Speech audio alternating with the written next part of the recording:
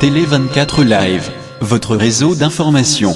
Déclaration politique de Bukavu du 20 janvier 2013. Nous, regroupement de forces populaires composées des associations de développement, des groupes armés résistants, des membres de la société civile et des mouvements politiques et combattants nationalistes, conscients de notre devoir de défendre la patrie, de redonner l'espérance au peuple congolais et de le conduire vers le progrès.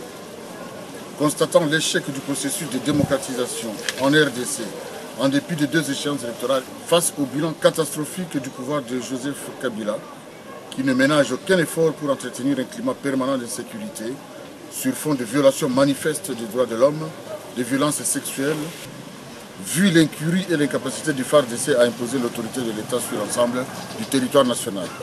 Mu par l'ambition de promouvoir une vraie démocratie et les libertés publiques comme fondement du développement économique, rejetant toute forme anticonstitutionnelle de prise de pouvoir, mais proclamant notre droit légitime à la résistance contre la tyrannie, la corruption et le désordre institutionnalisé du régime de Kabila.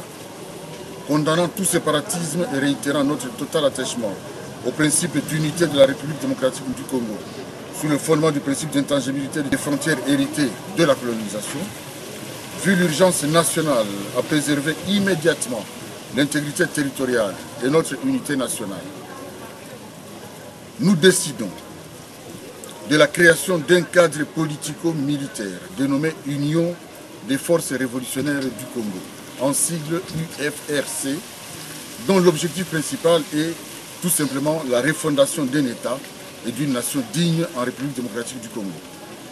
Nous proclamons de ce fait la suspension immédiate de toutes les institutions de la République et ne reconnaissons à partir d'aujourd'hui qu'un seul pouvoir politique, celui émanant de l'Union des forces révolutionnaires du Congo, UFRC, créé par le présent acte et dont le siège est établi provisoirement à Bukavu.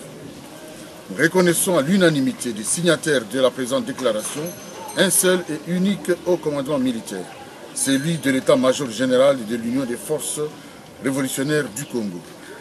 Soldats congolais, l'heure du devoir national a sonné. Où que vous vous trouvez, dans la diaspora ou au pays, quel que soit le groupe dans lequel vous luttez, rejoignez l'Union des forces révolutionnaires du Congo pour défendre nos femmes contre les viols, pour stopper la violence dans notre pays. Vaillants combattants de la diaspora, les multiples manifestations faites dans le monde n'ont pas su mobiliser la communauté internationale en faveur de la cause congolaise. Mais comme la victoire finale dépend de notre détermination à vaincre, rassemblons-nous tous, car seule notre union sacrée donnera un impact victorieux à la lutte commune. Peuple congolais, citoyens et citoyennes, bana mboka, wananchi wote,